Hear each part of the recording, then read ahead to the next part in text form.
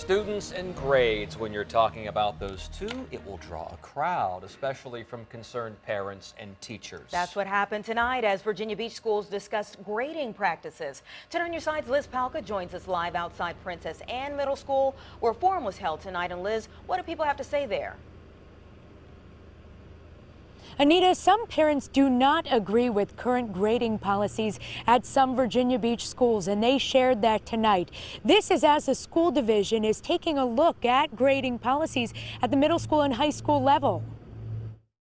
There's a really interesting debate in education around grading. Virginia Beach City Public Schools is having the debate now. A committee is considering updates to existing grading policies and guidelines at the middle school and high school level. Tonight they held a forum, brought in an education expert, and heard from community members. Here's Superintendent Dr. Aaron Spence. What I hope for is that we develop a community consensus around the purpose of grading and then develop some practices that really reflect that purpose. Policies are not the same at every beach school. At some schools, students can turn in work late, retake tests. Teachers are discouraged from giving a 0, and not all parents are on board with that style of teaching and learning. So if a student doesn't turn their work in, doesn't do their work, doesn't do their assignment, a teacher has to find an alternative way to make that child turn their work in. Vicki Manning is part of the committee reviewing grading. She's also a parent who recently pulled her middle schoolers out of the school division. My son stopped studying for tests.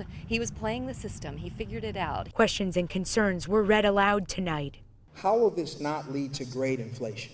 Do you believe that high schools will eventually get away from choosing valedictorians based on GPA only? The question now, will this style of grading be standard across the division? Manning and Spence both say accountability is key, but whose version of accountability works for students in Virginia Beach? Accountability to me is a huge part of the learning process. We have accountability in our lives every day. Our schools should be preparing our students for the real world. I think to tell a student you don't have to do this work, we're going to give you a 0 and let you fail is not holding them accountable for learning. This committee will present any recommendations to the school board this spring, and if any changes happen, they'll take effect in the next school year. Live in Virginia Beach, I'm Liz Palka, 10 on your side.